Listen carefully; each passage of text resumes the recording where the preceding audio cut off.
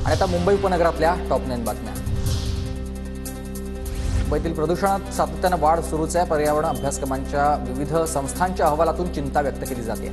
हवेची नायट्रोजन डायऑक्साईडचं प्रमाण प्रचंड वाढलेलं आहे।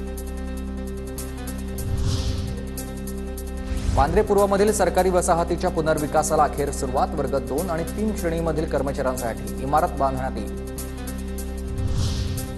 हा सगळा भाग आपण बघतोय। कल्याण डोंबिवलीमध्ये वाहतूक कोंडीचा प्रश्न गंभीर झाला। रुग्णवाहिका बाहेर काढण्यासाठी बस कंडक्टरवर रस्त्यावर उतरून कोंडी सोडवण्याची वेळ आली। कल्याण पश्चिमेतील सहजानंद चौकातली घटना आहे। मुंबई महानगर परिसरात किमती वाढल्याने परवडणाऱ्या घरांच्या विक्रीत घट झाली आहे। घरांच्या किमतीमध्ये गेल्या 5 वर्षात 55% वाढ झाली आहे। मध्य रेल्वेकडून सामान्य डब्याची वाढती मागणी पूर्ण करण्यासाठी उपाययोजना सुरू झाल्यात। एक्सप्रेस रेल्वे गाड्यांमध्ये 117 अतिरिक्त सामान्य श्रेणीचे डबे जोडण्यात येतील। कल्याण डोंबिवली महानगरपालिकेच्या आरक्षित भूखंडावर विकासकाचा डल्ला। कल्याण पश्चिमेमधील मौलवी कंपाऊंड परिसरातला हा भूखंड आहे। विकासकावर गुन्हा दाखल झालेला आहे।